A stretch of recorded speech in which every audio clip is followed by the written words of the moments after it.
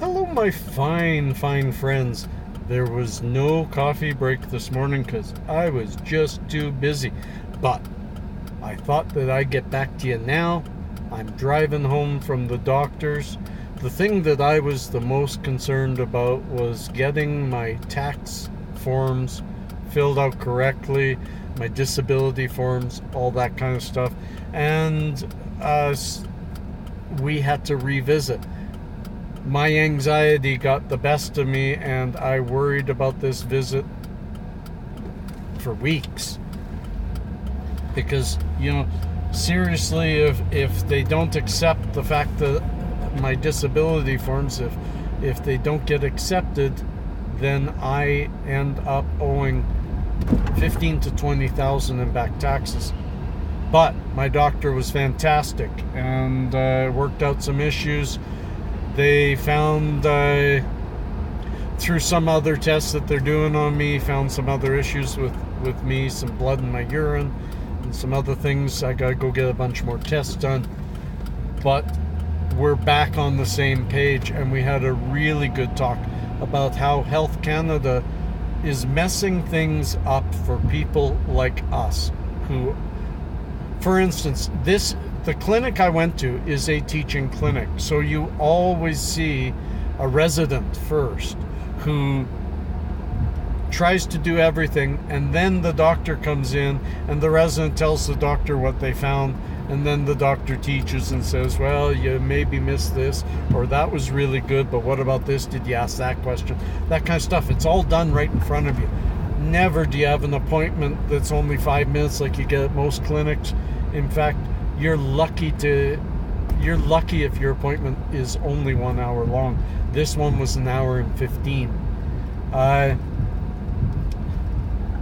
It's a great clinic, but one thing that we got discussing was his resident that spoke to me first, hearing about all my anxiety, my agoraphobia, my depression, and the fact that I'm not on any pharmaceutical. She kept saying, you're not on any medication. I said, yes, I am. I keep saying I'm on medical cannabis. She says, yes, but I don't know anything about that. And that's when that was a point I really made strongly while I was there, was, you know what? It's not her fault. It's not my doctor's fault that she doesn't know anything about it. It's Health Canada's fault that they say only the doctors that apply specifically to give out medical cannabis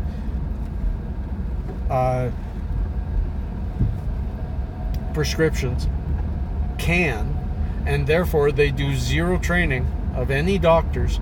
It's up to the doctors to train themselves if they're going to get a medical cannabis prescription license. So I go see my regular doctor that's looked after me for over 10 years and knows my wife and knows my sons. And he has absolutely no say over nor knowledge of the medications I'm taking. So she kept saying, well, I don't know what cannabis does but you have depression. You need medicine. I said, cannabis is medicine. CBC and CBD, CBC especially, harder to extract, is perfect for depression. THC helps depression too, but for depression and anxiety and all those others, CBC, CBD. And she said, but I don't know what those are, and I can't raise your prescription. I can't talk about whether it's helping you. I said, that's the rub. That's the rub. It isn't the doctor's fault. It isn't the patient's fault.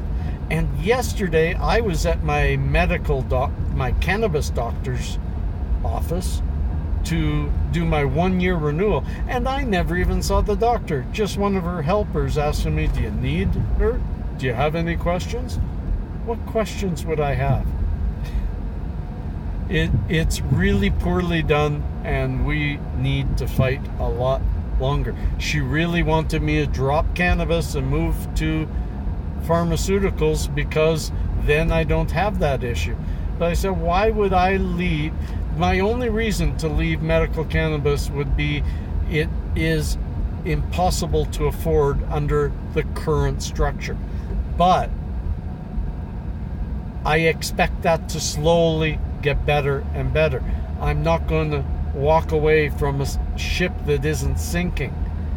The ship is actually righting itself. So I'm going to stay on it.